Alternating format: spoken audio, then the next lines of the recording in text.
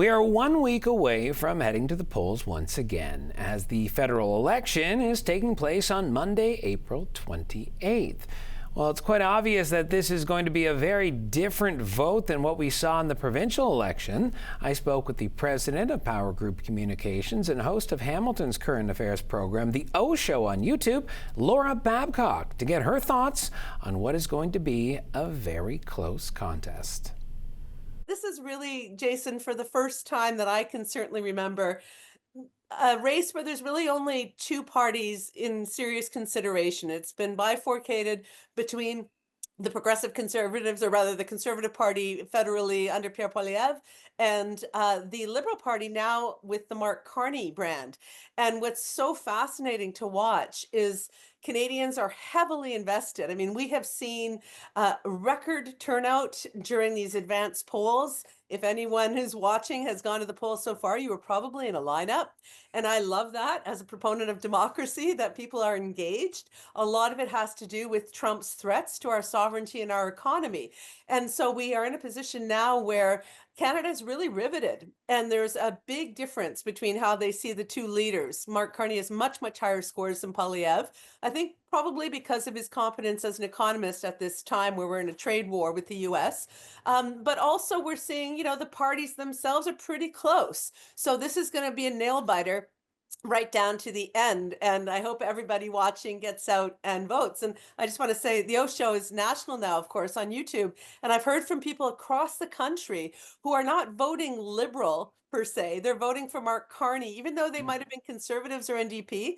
I think he's created a permission structure for people to say, just this one time, because of Donald Trump and the economy, I'm going to put my vote over here. It's not moving away from my party, but so it feels like it's a very special election.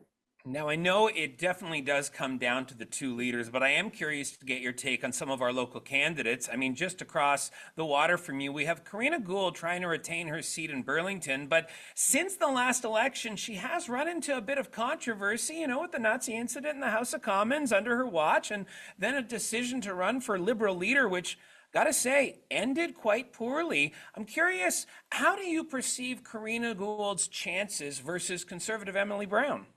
Well, right now, if you look at votewell.ca, which talks about, where each riding is projected to be, the Liberals in Burlington are still in the lead, but it's close. I think that Karina, in running for leader, she wasn't going to get there. If it wasn't going to be Carney, it was going to be Christia.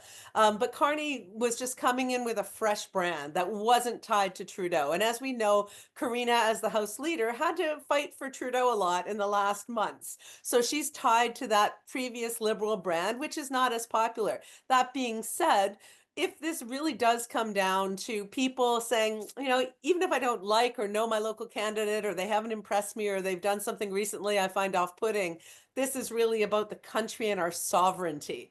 And, when we haven't seen the full effects of the tariffs yet that are in existence, but Hamilton, Burlington, huge around the steel and aluminum tariffs, right? And manufacturing, the automotive industry, we are going to really feel it. And so I think people are looking to who is it who can actually fight for Canada at the federal level, and less about knowing the local candidates. Because even in my riding, there's a high profile NDP person who just jumped from provincial to federal. Her signs are everywhere. But, everyone I talk to is planning on voting Liberal. So signs don't always indicate. Local candidate popularity doesn't always indicate when you've got a bigger factor like I think we have in this election. I want to talk to you, though, a bit about the essence of Trudeau that is still left there, and if Carney has been able to sweep this away, because over in Oakville, we do have Anita Anand, who seemed to be the problem solver for the Trudeau government, being put in different spots, kind of plugging the holes in the dam. And then she full on declared she would not be returning. However, Mark Carney steps into power and Anita Anand is back in.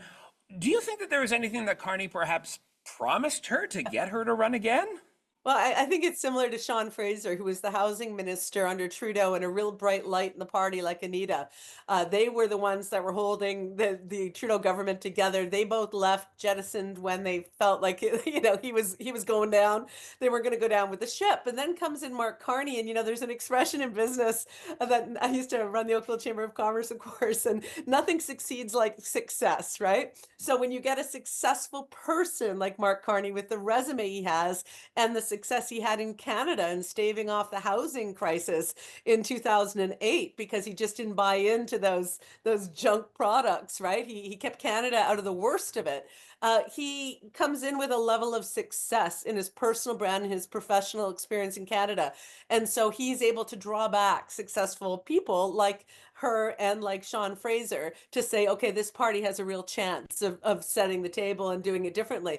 And you know what? Carney has put out some very ambitious things, 500,000 houses a year. I'm going to hold him to that one because we're in a desperate housing crisis. That's nothing ambitious. We saw nothing ambitious like that from Trudeau. So I think it is a different party, even though it has some of the same potential cabinet ministers, which would be the promise I would expect. All right, Laura, before we go, you've talked a lot about Carney here. Yeah, So Monday night, what is your prediction? We're 1 week away from this. What do you ultimately see happening with the vote? I think that it's going to be a Liberal majority, but because of Mark Carney individually. Prior to this, people could not vote for Trudeau. I couldn't have voted for Trudeau and the Liberals. Mark Carney represents a different proposition at a time of unique moment in our history. We're in an economic war with the United States, and he is one of the top economists in the world. So I think it changes the conversation. So I expect a Liberal majority is probably going to be known by the time we get halfway through Ontario.